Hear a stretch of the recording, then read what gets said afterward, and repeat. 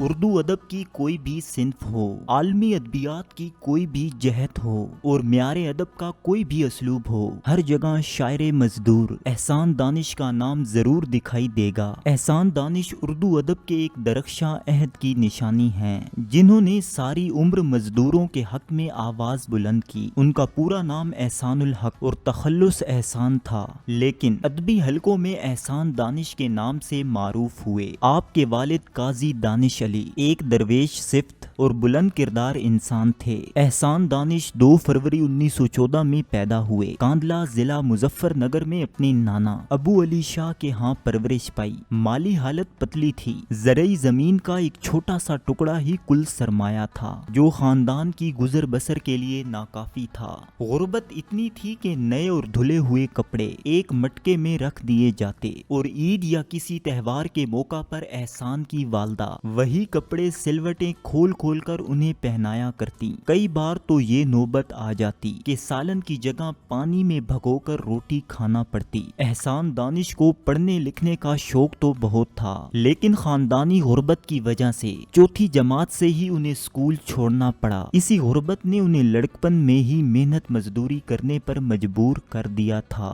روزگار کے سلسلے میں انہوں نے لاہور کا رخ کیا اور پھر آخری دم تک لاہور میں ہی رہے۔ احسان دانش نے نہر کے ٹھیکیداروں کے ساتھ مزدوری کی، گرمیوں میں کھیتوں میں فصل کی کٹائی کی، اینٹیں ڈھوئیں، گارا ڈھویا، پتھروں کی کوٹائی کی، مالی رہے بکریاں پالیں، بیوپاری کی ملازمت کی، دفتر کے چوکیدار بنے، معماروں کے ساتھ مزدوری کی، قالین بنے، جانے کیا کیا پاپڑ بیلے، نہیں کیا تو ضمیر فروشی نہیں کی۔ اگرچہ وہ اسکول میں پرائمری تک بھی نہ پڑھ سکے، لیکن مطالعے اور شاعری کا شوق انہیں بچپن سے ہی تھا، جو ہر گزرتے دن کے ساتھ بڑھتا گیا۔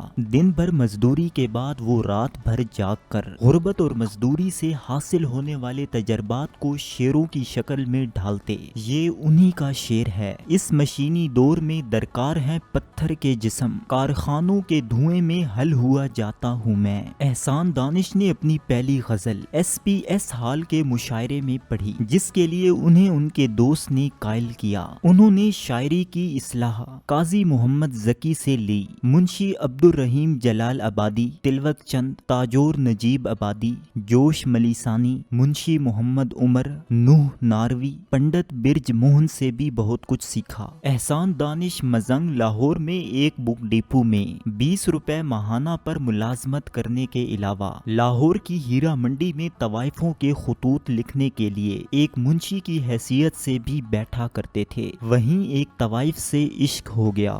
دونوں کو ہی شعر و شاعری سے لگاؤ تھا، لیکن دونوں کی محبت پروان نہ چڑھ سکی۔ احسان دانش کو پھر جب پنجاب یونیورسٹی کے ایک ٹھیکیدار کے پاس کام کرنے والے مستری کے ہیلپر کی ملازمت ملی، تو دن بھر کی محنت و مشقت کے بعد جو وقت ملتا اسے لائبریری میں صرف کر دیا کرتے۔ پھر ایک دن وہ بھی آیا جب وہ پنجاب یونیورسٹی میں MA اردو کے پیپرز کے ممتحن بنے، اور جب وہ چیف ایگزامینر کی حیثیت سے اپنے معاوضے کا چیک لینے کے لیے یونیورسٹی پہنچے، تو ان کے پرانے ساتھی مزدوروں نے انہیں پہچان لیا اور ان کی کامیابی پر انہیں گلے لگا کر مبارکباد دی۔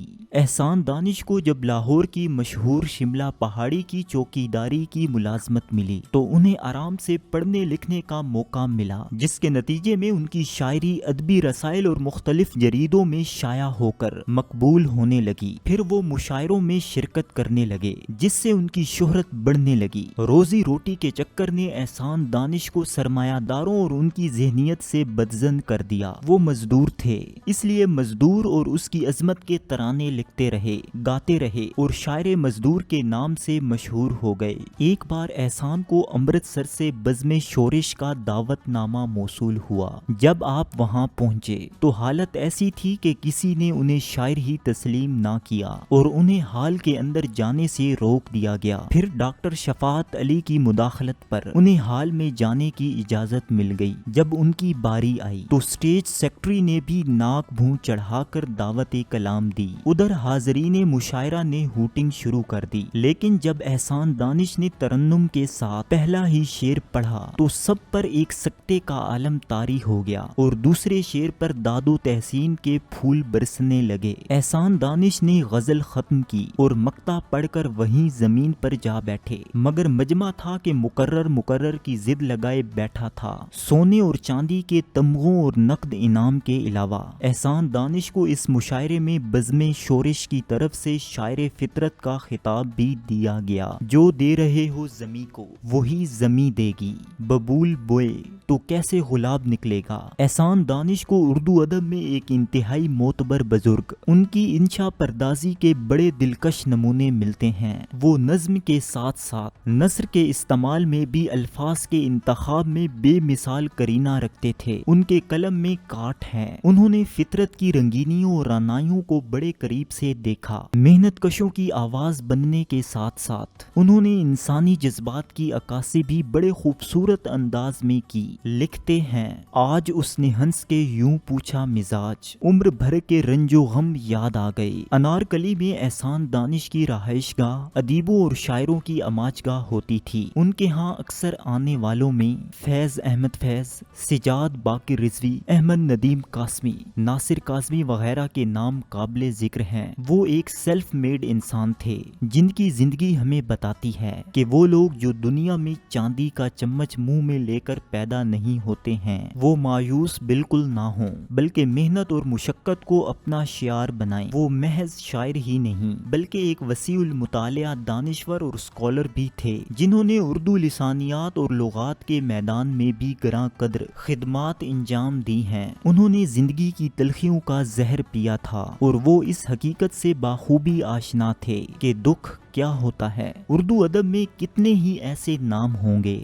جنہوں نے پی ایچ ڈی کی ڈگری حاصل کی، لیکن اردو ادب میں وہ مقام نہ بنا سکے جو احسان دانش نے حاصل کیا۔ انہوں نے بے شمار نئے لکھنے والوں کی حوصلہ افزائی اور رہنمائی بھی کی، جسے کبھی فراموش نہیں کیا جا سکتا۔ احسان دانش شاعری کی ہر صنف پر عبور رکھتے تھے۔ ان کے شعری مجموعوں میں حدیث ادب، درد زندگی، آتش خاموش، شیرازہ اور گورستان کے نام سیر فہرست ہیں۔ ان کی خود نوشت جہان دانش بھی ان کا بہت بڑا ادبی کارنامہ ہے۔ اس کتاب کو پاکستان رائٹر گلڈ نے آدم جی ادبی انعام کا مستحق قرار دیا۔ اس کے علاوہ ان کی بہت سی کتابیں بھی ہیں جن کی تعداد 50 سے بھی زیادہ ہے۔ ان کی غیر مطبوعہ تحریریں اس کے علاوہ ہیں۔ اردو زبان اور ادب کے لیے ان کی گراں قدر خدمات کے اعتراف میں انہیں نشان امتیاز اور ستارہ امتیاز کے ایوارڈز عطا کیے گئے۔ 22 مارچ 1982 کو احسان دانش لاہور میں وفات پا گئے اور میانی صاحب کے قبرستان میں اسودہ خاک ہوئے۔ احسان دانش کے لوح مزار پر انہی کا یہ شعر کندھا ہے، یوں نہ مل مجھ سے خفا ہو جیسے، ساتھ چل موجے صبا ہو جیسے۔